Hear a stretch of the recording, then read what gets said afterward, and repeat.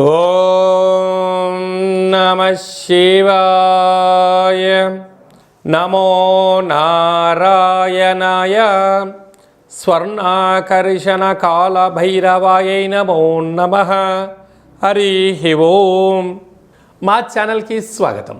చూస్తున్న వీక్షకులకు, ప్రేక్షకులకు, ప్రియ కాల భైరవ భగవద్బంధులకి స్వాగతం పలుకుతూ మమ్మల్ని ఎంతగానో ఆదరిస్తూ ఉండబడినటువంటి ప్రియ సోదర సోదరీమణులకు, జ్యోతిష్య అభిమానులకు, సనాతన ధర్మ సంరక్షకులకు అందరికీ కూడా తెలుగు ఉగాది పండగ శ్రీ పరాభవనామ సంవత్సర పండగ శుభాకాంక్షలు. ఈ సంవత్సరం రాజు దేవగురు బృహస్పతి అవ్వడం వలన అందరికీ మంచి విద్యను, విద్యార్థులకు విద్యను, ఉద్యోగస్తులకు ప్రమోషను, వ్యాపారస్తులకు ధనాదాయము, రాజకీయవేత్తలకు అనేక రకాల పదవులు అలంకరిస్తూ నైపుణ్యంతో కూడుకున్న, ఆరోగ్యంతో కూడుకున్న ఐశ్వర్యాన్ని ప్రసాదించాలని మనం కూడా మనసారా కోరుకుందాం. ద్వాదశ రాశుల్లో గ్రహ గమనాలు వీక్షింపచేద్దాం.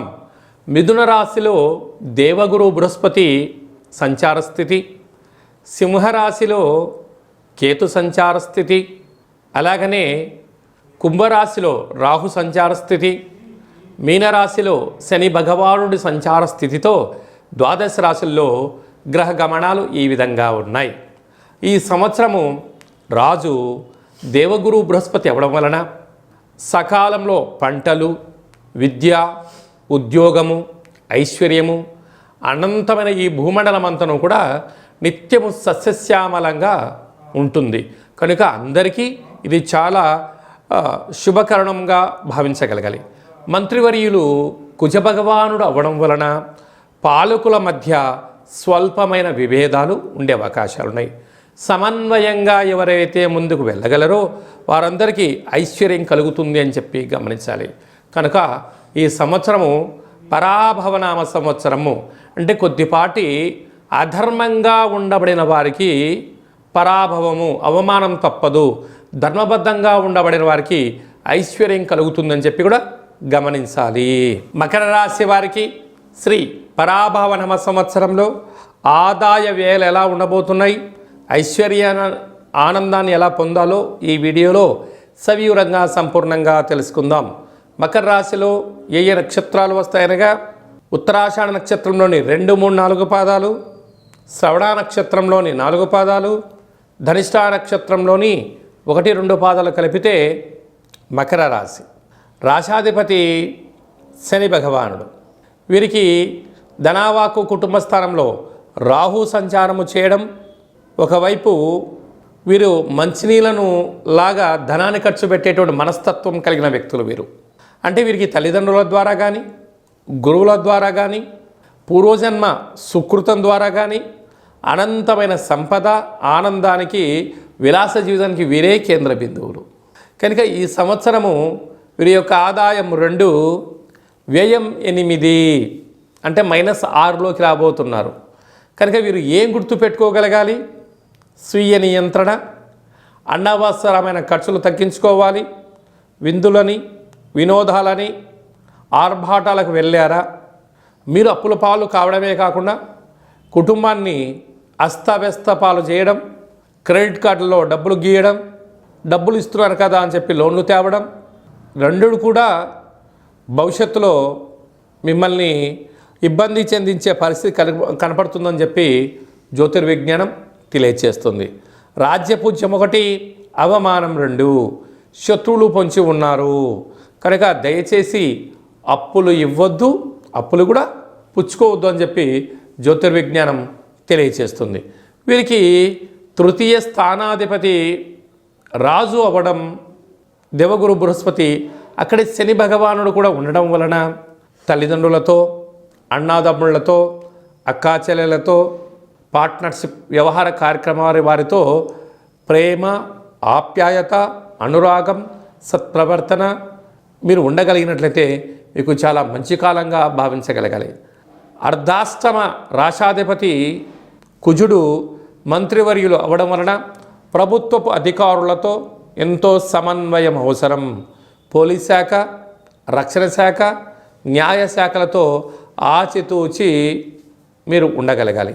అది ఏ కాకుండా దూరావాయు జల ప్రయాణాలు చేసేటప్పుడు కూడా ఎన్నో జాగ్రత్తలు పట్టించాలి. వీరు ఈ సంవత్సరము ఇటువంటి పరిస్థితుల్లో 6వ తారీఖు 2వ నెల 2027 పుష్యమాస అమావాస్య శనివారము శ్రవణ నక్షత్ర సందర్భంగా ఆ రోజు దూరావాయు జల ప్రయాణాలు పెట్టుకోవద్దు. కనుక ఈ మకర రాశి జాతకులు శక్తి కలిగితే ఈ సంవత్సరం లోపల కళవు వెంకటేశ్వర స్వామి వారి యొక్క దేవాలయాన్ని దర్శించడం, తోమాల సేవలో పాల్గొనడం, అంగ ప్రదక్షిణ సేవలో పాల్గొనడం, అలాగనే అనంత పద్మనాభ స్వామి యొక్క దేవాలయ దర్శనం వలన మీరు కుబేరులు అవుతారు. అలాగనే యమునా నది స్నాన సందర్భంగా గ్రహదోషాన్ని తొలగించుకొని స్వీయ నియంత్రణ ద్వారా అనంతమైన అదృష్టానికి మీరే కేంద్ర బిందువులు అవుతారు. కనుక 6వ స్థానంలో రాజు సంచారం చేయడం వలన అప్పులు ఇవ్వద్దు, అప్పులు పుచ్చుకోవద్దు. ఎప్పుడు రుణ సమస్య, రోగ సమస్య, శత్రు సమస్యలు కూడా పొంచి ఉన్నాయి. కనుక నిత్య ఆధ్యాత్మిక చింతన అవసరం.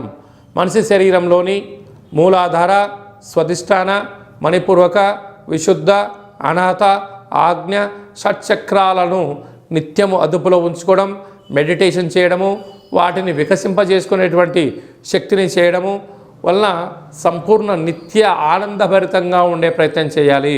ప్రతిరోజు సూర్య నమస్కారం అవసరం. ప్రతి శనివారం పూట ఉపవాసం అవసరం అని చెప్పి గుర్తు పెట్టుకోగలగాలి. అలాగా సినిమా రంగాల్లో ఉండబడిన వారు, డాక్టర్లు, అలాగనే న్యాయవాదులు, సాఫ్ట్వేర్ రంగంలో ఉండబడిన వారు, హార్డ్వేర్ రంగంలో ఉండబడిన వారందరూ కూడా తగు జాగ్రత్తలు పాటించడం చాలా అవసరం. కారులో ప్రయాణం చేసేటప్పుడు తప్పక సీట్ బెల్ట్ పెట్టుకోండి. బైకు ప్రయాణం చేసేవాడు తప్పక హెల్మెట్ పెట్టుకోండి. వీలైనంత వరకు సత్ప్రవర్తన, ఆధ్యాత్మిక చింతన, ధర్మ మార్గంలో మీరు ఉండగలిగినట్లయితే మంచి సువర్ణపు కాలాన్ని, జీవితాన్ని మీరు పొందబోతారు. లేకపోతే అనవసరమైన అప్పులు చేయడం, గొప్పలకు వెళ్ళి విందులని, వినోదాలని మీరు ఉండగలిగినట్లయితే అనేక రకాలమైన సమస్యలతో సతమతమవడం, అనారోగ్యము, చర్మ వ్యాధులు, అలాగనే ఆహార ఉత్పత్తులు, చేపల ఉత్పత్తులు, హోటల్ రంగ వ్యాపార కార్యక్రమాలు, నీటి సరఫరా రంగంలో ఉండబడిన వారు, అలాగనే వ్యవసాయ సోదరీమణులు కూడా వీలైనంత వరకు గౌరవ మర్యాదలతో ప్రతి విషయాన్ని గుర్తుపెట్టుకొని ముందుకు వెళ్ళగలిగితే మీకు సువర్ణపు కాలంగా భావించాలి. లేకపోతే అప్పుల కాలమయ్యే పరిస్థితి అధికంగా ఉంటుందని చెప్పి గమనించాలి.